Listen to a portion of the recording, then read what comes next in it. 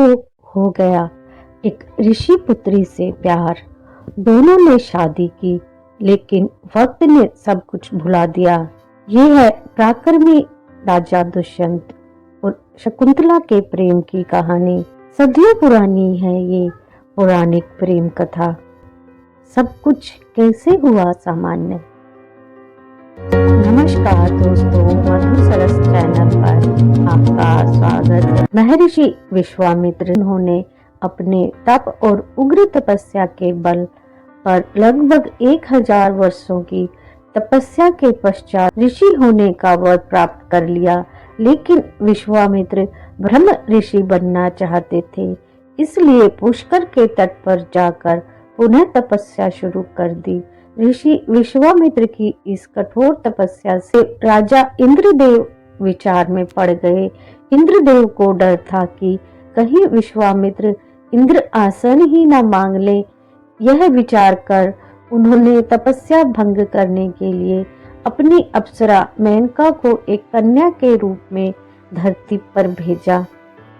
नित्य की भांति ऋषि विश्वामित्र अपने दैनिक कार्यों में लगे हुए थे।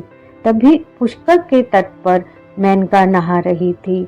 मेनका का वदन देखकर विश्वामित्र को काम का मोह हो गया और मेनका से परिचय किया। विश्वामित्र ने मेनका को अपने साथ कुटिया में रहने का निमंत्रण दिया।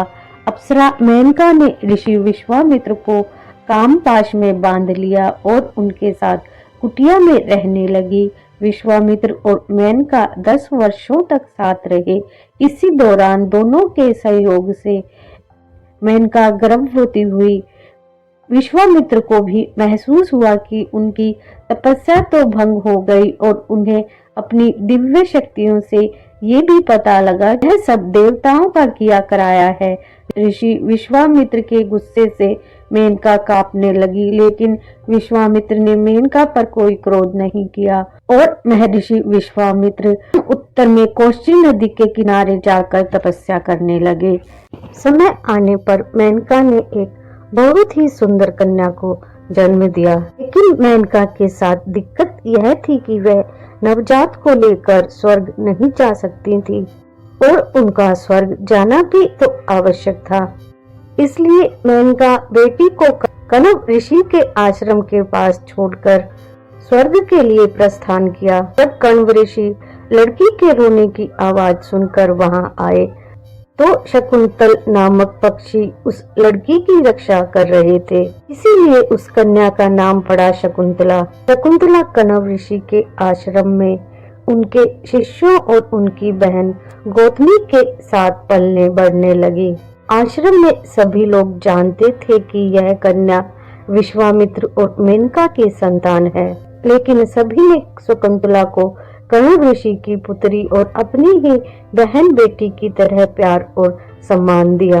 और जब शकुंतला बड़ी हुई तो वह अपनी माँ के समान ही सुंदर थी और अपने पिता के समान ही उसके मुख पर तेज था। उसी समय हस्तिनापुर में दुष्यंत नामक एक पराक्रमी राजा राज्य किया करते थे।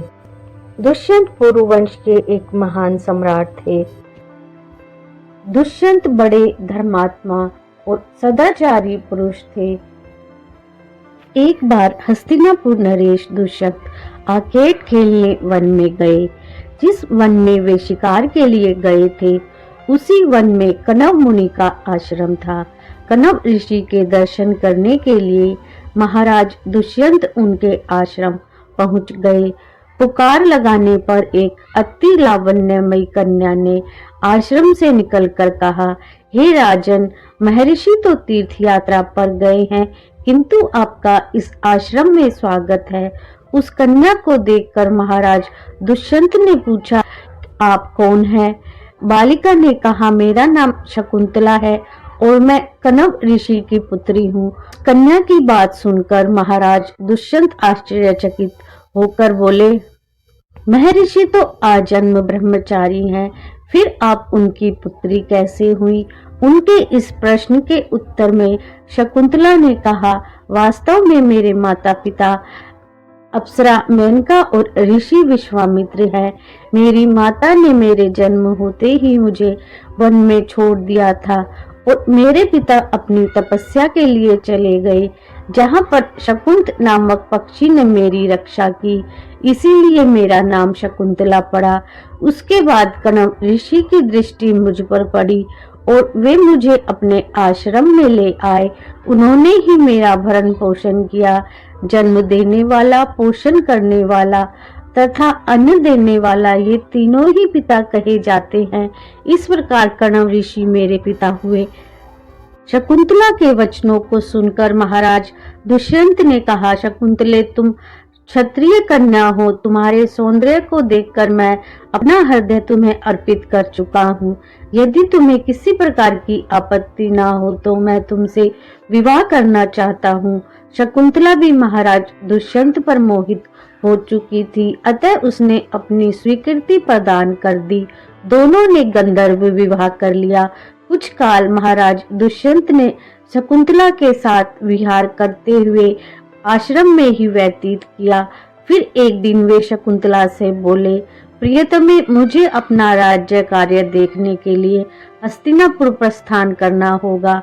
महर्षि कण्व के तीर्थ यात्रा से लौट आने पर मैं तुम्हें यहाँ से विदा कराकर अपने राजभवन में ले जाऊंगा। इतना कहकर महाराज ने शकुंतला को अपने प्रेम के प्रतीक के रूप में अपनी स्वर्ण मुद्रिका दी और हस्तिनापुर चले गए। जब दुष्यंत अपने महल लौट गए तो शकुंतला उनकी याद में खोई रहने लगी। शकुंतला को कुछ और सूझता ही नहीं था। इसी दौरान अत्रि और अनुसुईया के पुत्र कण्व ऋषि के आश्रम में हारे। दुर्वासा ऋषि को अति क्रोधी माना गया है। ऋषि दुर्वासा के आने पर शकुंतला को उनका आतिथ्य सत्कार करना था, क्योंकि ऋषि कण्व की अनुपस्थिति में वही आश्रम में अतिथियों का आदर सत्कार करती थी। लेकिन दुष्यंत की यादों में डूबी शकुंतला को ऋषि दुर्वासा के आने का पता ही नहीं चला। महर्षि दुर्वासा इस बात से अत्यंत क्रोधित हो गए और उन्होंने शकुंतला को श्राप देते हुए कहा कि जाओ, जिस भी व्यक्ति के प्रेम में तुम मेरी अवहेलना कर रही हो वह तुम्हें एकदम से भूल जाएगा, उसे तुम याद ही नहीं रहोगी। दुर्वासा ऋषि के श्राप को सुनकर शकुंतला का ध्यान टूटा और वह उनके चरणों में गिरकर क्षमा प्रार्थना करने लगी। शकुंतला की सखियों के समझाने पर शकुंतला के क्षमा प्रार्थना से गर्वित होकर दुर्वासा ऋषि ने कहा, अच्छा, यदि तेरे पास उसका कोई प्रेम चिन्ह होगा तो उस चिन्ह को देखकर उसे तेरी स्मृति हो जाएगी। इधर शकुंतला को गर्व हो आया था और शकुंतला इस बात से परेशान थी कि कण्व ऋषि को यह बात कैसे बताई जाए। कुछ काल पश्चात कण्व ऋषि तीर्थ यात्रा से लौटे, लेकिन जब कण्व ऋषि आश्रम में आए तो एक आकाशवाणी हुई और उन्हें पहले ही बता दिया कि दुष्यंत और शकुंतला का गंधर्व विवाह हो चुका है।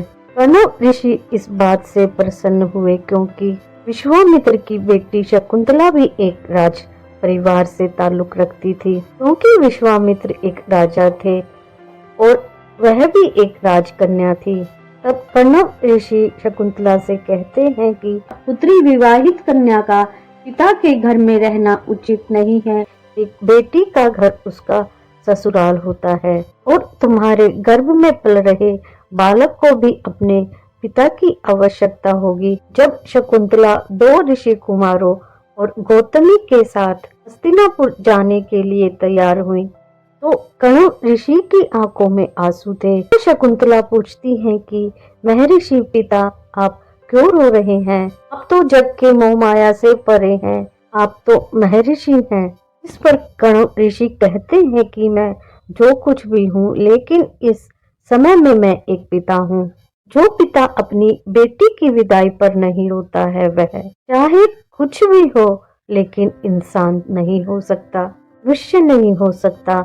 मनुष्यता जब तक जीवित रहेगी बेटी की विदाई पर रोती रहेगी। कण्व ऋषि के आश्रम से हस्तिनापुर की दूरी कुछ अधिक थी और रास्ते में एक दिन का पड़ाव लगता था। उसी पड़ाव में शकुंतला नहाने के लिए नदी में गई। जब तक राजा दुष्यंत के पास जाने की तैयारी नहीं थी तब तक वह अंगूठी शकुंतला के लिए सब कुछ थी। लेकिन जैसे ही शकुंतला दुष्यंत के पास जाने के लिए निकली, अंगूठी क्या, उन्हें तो अपने शरीर की भी सारी सुध बुध खो गई। अब उन्हें बस उस समय का इंतजार था जब वो दुष्यंत को देखेंगी। इसीलिए अंगूठी का ध्यान उतर जाने से जब नदी में स्नान करते समय अंगूठी नदी में गिर गई और शकुंतला को इसका आभास भी नहीं हुआ और वहां से गुजर रही एक मछली ने उसे निगल लिया और वह हस्तिनापुर के दरबार में बिना अंगूठी के ही पहुंच गई।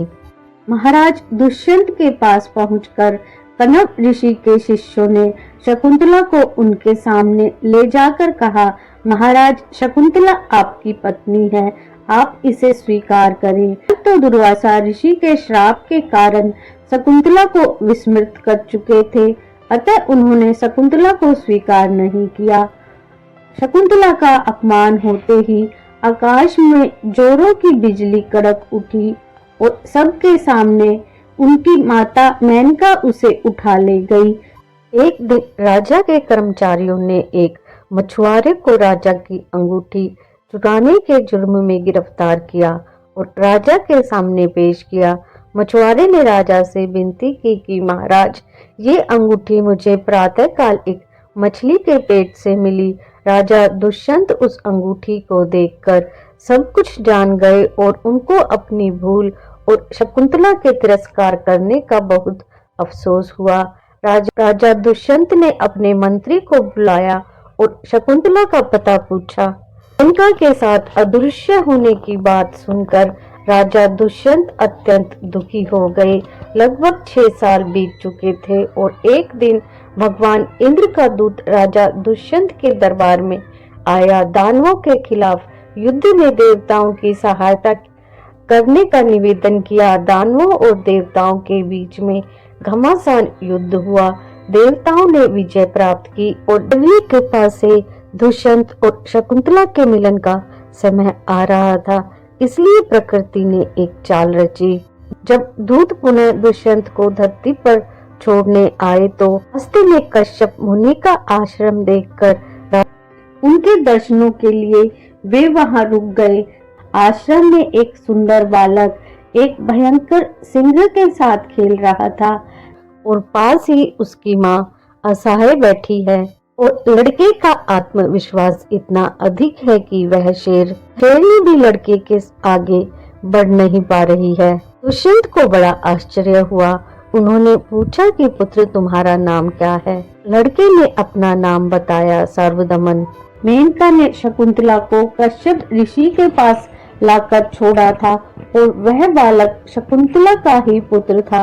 उस बालक को देखकर महाराज के हृदय में प्रेम की भावना उमड़ पड़ी। वे उसे गोद में उठाने के लिए आगे बढ़े तो शकुंतला की एक सखी चिल्ला उठी, हे भद्र पुरुष, आप इस बालक को ना छुएं, अन्यथा उसकी भुजा में बंधा काला डोरा सांप बनकर आपको डस लेगा।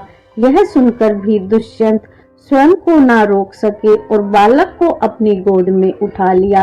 अब सखी ने आश्चर्य से देखा कि बालक की भुजा में बंधा काला डोरा पृथ्वी पर गिर पड़ा है। सखी को ज्ञात था कि महर्षि द्वारा बांधा गया यह डोरा जब भी उसका पिता उसे अपनी गोद में लेगा तो पृथ्वी पर गिर जाएगा। सखी ने प्रसन्न हो उस समस्त वृतांत को सुनाया। शकुंतला महाराज दुष्यंत के पास आई। महाराज ने शकुंतला को पहचान लिया। उन्होंने अपने कृत्य के लिए शकुंतला से क्षमा याचना किया और कश्यप ऋषि की आज्ञा लेकर उसे अपने पुत्र सहित अपने साथ हस्तिनापुर ले आए। महाराजा दुष्यंत और शकुंतला के उस पुत्र का नाम भरत था। बाद में वे भरत महान प्रतापी सम्राट बने और उन्हीं के नाम पर हमारे देश का नाम भारतवर्ष हुआ। Thank you for watching. Like, share and subscribe.